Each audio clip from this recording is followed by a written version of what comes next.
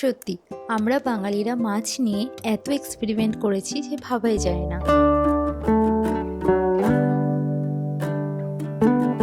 এটা বানানোর জন্য আমি নিয়ে নিয়েছি কাতলা মাছের মাথা, পেঁয়াজ কুচি, আদা রসুন বাটা, জিরে গুঁড়ো, ধনে গুঁড়ো, শাহি গরম মশলা আর গোবিন্দভোগ চাল আর ঘি। প্রথমেই বলে রাখি, মাছটাকে ভালো করে ধুয়ে নেবে, নাহলে কিন্তু আষ্টে গন্ধ আসতে পারে।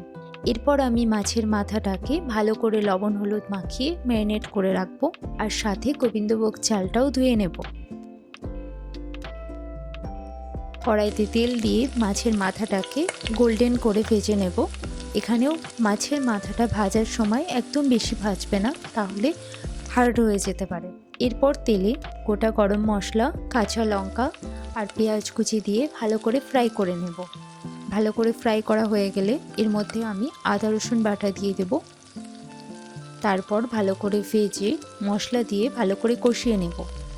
আমি একটু আগে বললাম না যে আমরা মাছ নিয়ে এত বেশি এক্সপেরিমেন্ট করেছি। আমার মনে হয় সেই জন্য হয়তো বাঙালিকে মাছে ভাতে বাঙালি বলা হয়। আশা করি তোমরা এতক্ষণে বুঝে গেছো আমি এটা কি বানাচ্ছি। তো এটা কাতলা মাছের মোড়ঘণ্ট। অ্যাকচুয়ালি এটা একটা ট্র্যাডিশনাল বাঙালি ডিশ, কিন্তু আমি একদম সহজভাবে বানাচ্ছি, যাতে হাতে কম সময় থাকলেও খুব সহজে বানিয়ে নেওয়া যায়। এবার গোবিন্দভোগ চালটা দিয়ে সামান্য একটু ঘি দিয়ে ভালো করে ভেজে নেব।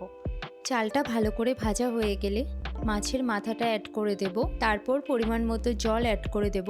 এখানে আমি 1 কাপ চালের জন্য 2.5 কাপ জল অ্যাড করেছি, যেহেতু মাছের মাথা আছে তাই। নর্মালি গোবিন্দভোগ রাইসের জন্য 1 কাপ চালের জন্য 2 কাপ জল ইউজ করি, কিন্তু এখানে মাছের মাথা রয়েছে তাই আমি 1/2 কাপ জল এক্সট্রা অ্যাড করেছি।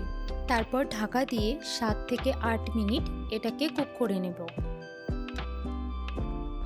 কাতলা মাছের মাথা দিয়ে মোড়ঘণ্ট একদম রেডি। এবার আমি উপরে সামান্য একটু ঘি ছড়িয়ে দেব, দিয়ে হালকা করে মাখিয়ে নেব। এত সুন্দর স্মেল দিচ্ছে, আমি কি বলবো। মানে গোবিন্দভোগ চাল, তার উপর কাতলা মাছের মাথা আর সাথে ঘি, এক অসাধারণ কম্বিনেশন অ্যারোমার জন্য, আর খেতেও অসাধারণ হয়েছে। প্লিজ তোমরা বাড়িতে এটা ট্রাই করো, আমাকে জানিও কেমন হয়েছে।